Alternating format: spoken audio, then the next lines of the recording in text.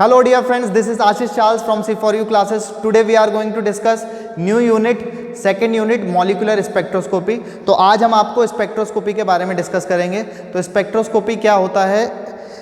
सबसे पहले तो केमिस्ट्री किसे कहते हैं? It is the study of all types of natural elements and some synthetic elements which found in the periodic table. periodic table में पाए जाने वाले जितने भी elements हैं उसका स्टडी करना ही केमिस्ट्री कहलाता है. तो और it is not only the study of 118 elements which found in the periodic table, it is also the study of infinite compound which are made up of these 118 elements are known as chemistry. तो chemistry की branches होती हैं inorganic, organic और physical. अभी जो हम third वाले paper physical chemistry के बारे में बात कर रहे हैं, तो फिजिकल केमिस्ट्री के बारे में हम डिस्कशन कर रहे हैं. बीएससी फिफ्थ सेमेस्टर के लिए फिजिक्स हम फिजिकल केमिस्ट्री वाले पोर्शन को हम कवर कर रहे हैं. मैं इसमें पीछे 2 यूनिट आपको एक्सप्लेन कर चुका हूँ, जिसमें आपकी क्वांटम मैकेनिक्स हो गई. थर्ड वाली जो यूनिट आपके सिलेबस के अकॉर्डिंग फोटो केमिस्ट्री थी, हर एक टॉपिक को वहाँ पर क्लियर करवा दिया गया है. अब एक नई यूनिट स्टार्ट कर रहे हैं जो कि सिलेबस के अकॉर्डिंग सेकंड यूनिट है बीएससी फिफ्थ सेम के लिए, मॉलिक्यूलर स्पेक्ट्रोस्कोपी. तो इस स्पेक्ट्रोस्कोपी के टॉपिक्स के बारे में हम आज डिस्कस करेंगे. तो इनऑर्गेनिक, ऑर्गेनिक, फिजिकल और स्पेक्ट्रो ये केमिस्ट्री की ब्रांचेस होती हैं. There are also dozens of branches of chemistry in all over the world. Inorganic element में हम इनऑर्गेनिक एलिमेंट्स के बारे में स्टडी करते हैं. इनऑर्गेनिक केमिस्ट्री में इनऑर्गेनिक एलिमेंट्स के बारे में स्टडी करते हैं. ऑर्गेनिक केमिस्ट्री में हम पीरियोडिक टेबल का एक एलिमेंट है जिसका एटॉमिक नंबर है 6, हम उसके बारे में स्टडी करते हैं. फिजिकल केमिस्ट्री में हम भौतिक चीज़ों के बारे में स्टडी करते हैं. उसी फिजिकल के केमिस्ट्री के अंदर आपको ये दिया गया है स्पेक्ट्रोस्कोपी का पोर्शन. वैसे ये अपने आप में एक नई ब्रांच है, अलग सी ब्रांच है. तो स्पेक्ट्रोस्कोपी का एक लाइन का सिंपल सा फंडा बस इतना सा है कि आपका इंटरेक्शन बिटवीन लाइट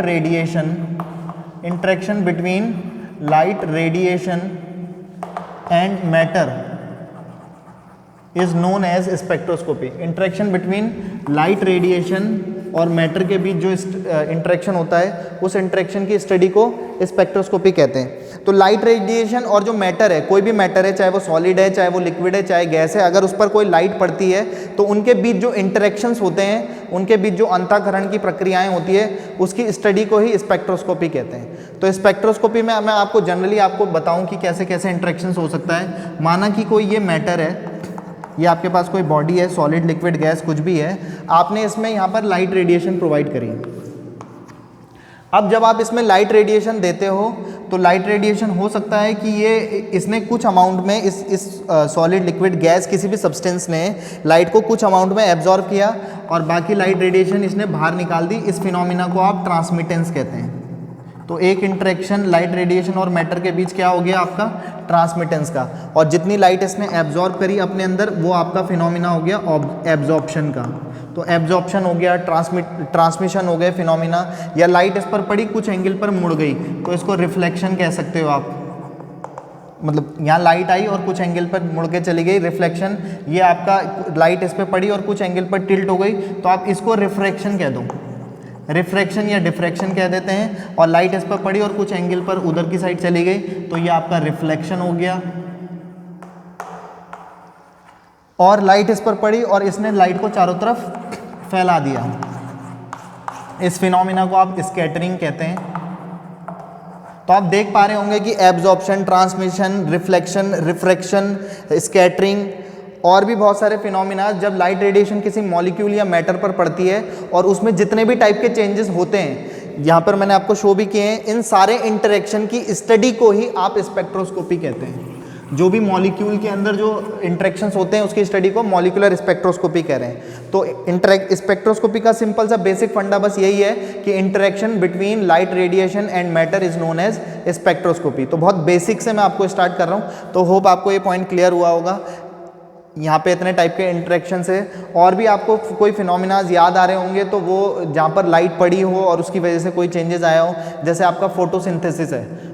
पेड़ पौधे, सूर्य के प्रकाश की उपस्थिति में लाइट उस पर पड़ती है तो पेड़ पौधे अपना खाना पीना बनाते हैं. C6H12O6 ग्लूकोज बनाते हैं, वो अपने लिए बनाते हैं. आप लोग उन्हें खा लेते हो, कार्बोहाइड्रेट को आप अपनी बॉडी बनाते हो.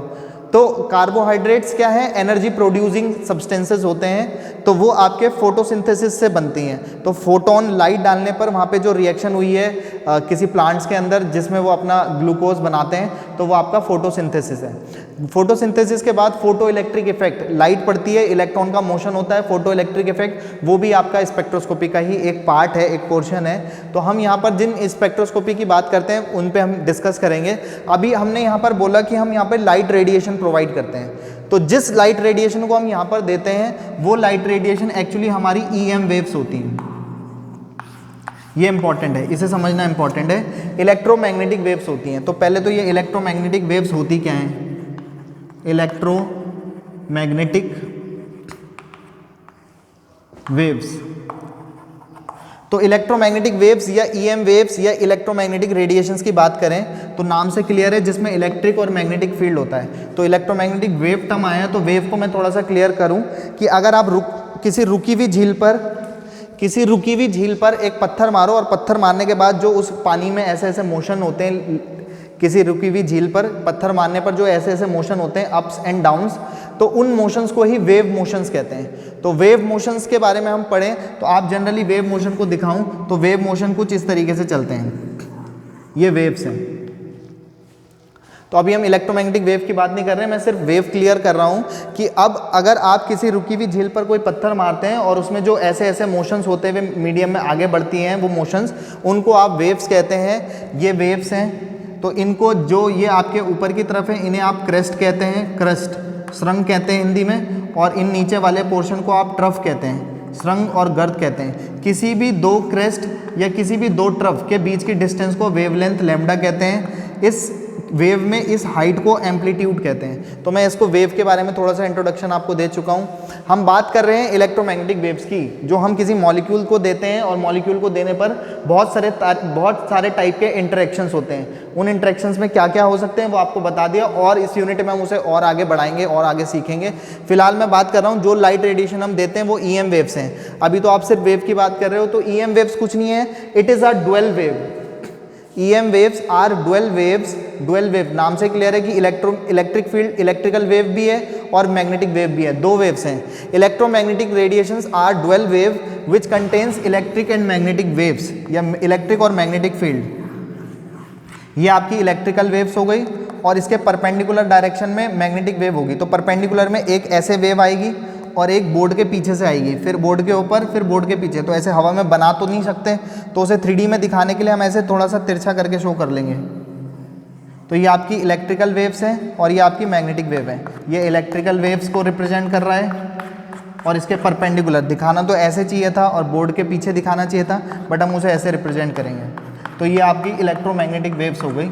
ये इलेक्ट्रोमैग्नेटिक रेडिएशंस। तो electromagnetic radiations are dual wave which contain electrical waves and magnetic wave when they propagate in a medium. जब ये मीडियम में आगे बढ़ती हैं, they propagate in a perpendicular manner, एक दूसरे के परपेंडिकुलर मैनर में आगे बढ़ती हैं। तो इलेक्ट्रोमैग्नेटिक रेडिएशन का कॉम्बिनेशन, इलेक्ट्रिक और मैग्नेटिक वेव का कॉम्बिनेशन जब किसी मैटर पर पड़ता है, सॉलिड लिक्विड गैस किसी मैटर पर पड़ता है, तो उसमें बहुत सारे टाइप के इंटरेक्शन या चेंजेस होते हैं। उसकी इस स्टडी को ही आप स्पेक्ट्रोस्कोपी कह रहे हैं। तो इसमें मैं आगे बढ़ रहा हूँ। अभी तक हमने बात करी इलेक्ट्रोमैग्नेटिक वेव की, अब हम एक इंपॉर्टेंट टॉपिक पे बात करने जा रहे हैं, इलेक्ट्रोमैग्नेटिक स्पेक्ट्रम। इलेक्ट्रोमैग्नेटिक स्पेक्ट्रम किसे कहते हैं? तो electromagnetic spectrum it is the collection of all type, जो अभी मैंने आपको पीछे बताया, आप उसको पॉज करके उसका स्क्रीनशॉट लेकर के नोट कर सकते हो, समझ सकते हो, समझ में तो आ ही गया होगा। कोई प्रॉब्लम होती है तो आप लोग पूछ सकते हो। एक नया टॉपिक डिस्कस कर रहा हूँ, इलेक्ट्रोमैग्नेटिक स्पेक्ट्रम। तो इट इज़ अ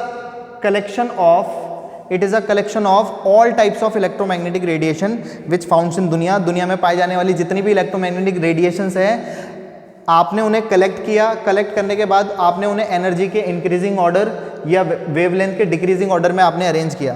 तो इलेक्ट्रोमैग्नेटिक रेडिएशन जो पाई जाती हैं वो कौन कौन सी है जनरली? एक है आपकी रेडियो वेव, उसके बाद आपकी आती है माइक्रोवेव,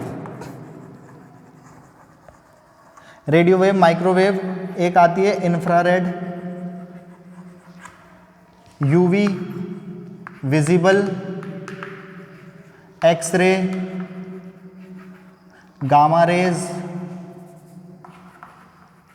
और आपका कॉस्मिक रेज, कॉस्मिक रेज 1 2 3 4 5 6 7 8। तो यहाँ पे मैं 8 इलेक्ट्रोमैग्नेटिक रेडिएशंस की बात कर चुका हूँ। Radio wave, microwave, infrared, visible, UV. Visible पहले विजिबल आता है, फिर यूवी बाद में आता है। विजिबल उससे ज़्यादा एनर्जी होती है यूवी की। तो आपने जो अरेंज किए हैं तो इधर की तरफ आप एनर्जी को इंक्रीज कर रहे हो, एनर्जी बढ़ रही है। तो सबसे ज़्यादा कॉस्मिक की एनर्जी होती है, रेडियो वेव वाली इलेक्ट्रोमैग्नेटिक रेडिएशन की एनर्जी सबसे कम होती है। तो क्योंकि E is equal to Planck law के अकॉर्डिंग सेकंड यूनिट में भी, थर्ड यूनिट में भी मैंने आपको डिस्कस किया, E equal to H nu होता है और न्यू इक्वल टू होता है C अपॉन लैम्डा। तो वेवलेंथ और एनर्जी एक दूसरे के इन्वर्सली प्रोपोर्शनल होती है। तो एनर्जी अगर ऊपर बढ़ रही है तो वेवलेंथ इधर की तरफ बढ़ रही है। तो सबसे कम एनर्जी इसकी होती है और वेवलेंथ सबसे ज़्यादा इसकी होती है। Radio wave, microwave, infrared, visible, UV, x ray, gamma rays और कॉस्मिक रेज। और एनर्जी के इंक्रीजिंग ऑर्डर या वेवलेंथ के डिक्रीजिंग ऑर्डर में जब आप इन्हें अरेंज कर लेते हो तो इस पूरे कलेक्शन को, the arrangement of all types of electromagnetic radiation in increasing order of energy और decreasing order of wavelength is called electromagnetic spectrum, is known as electromagnetic spectrum. ये सारा का सारा इलेक्ट्रोमैग्नेटिक स्पेक्ट्रम है। जब रेडियो वेव किसी molecule पर पड़ती है तो मॉलिक्यूल के अंदर एटम होता है, एटम के अंदर जो न्यूक्लियस होता है वो रोटेट करता है। ऐसी सिचुएशन में जिस स्पेक्ट्रोस्कोपी की स्टडी करते हो आप उसे कहते हैं nuclear magnetic resonance spectroscopy, NMR spectroscopy. जब किसी मॉलिक्यूल पर माइक्रोवेव रेडिएशन डाली जाती है तो मॉलिक्यूल ही रोटेट करने लगता है। ऐसी सिचुएशन में रोटेशनल स्पेक्ट्रोस्कोपी की स्टडी करी जाती है। जब किसी मॉलिक्यूल पर IR रेडिएशन डाली जाती है तो मॉलिक्यूल वाइब्रेट करता है और ऐसी सिचुएशन में वाइब्रेशनल स्पेक्ट्रोस्कोपी की स्टडी करी जाती है। जब किसी मॉलिक्यूल पर UV विजिबल रेडिएशन डाली जाती है तो बहुत सारे इलेक्ट्रॉनिक ट्रांजिशन होते हैं और ऐसी सिचुएशन में इलेक्ट्रॉनिक स्पेक्ट्रोस्कोपी की स्टडी करी जाती है। एक्सरे डालते हैं तो फोटो इलेक्ट्रॉनिक स्पेक्ट्रोस्कोपी, XPES भी कहते हैं, एक्सरे फोटो इलेक्ट्रॉनिक स्पेक्ट्रोस्कोपी।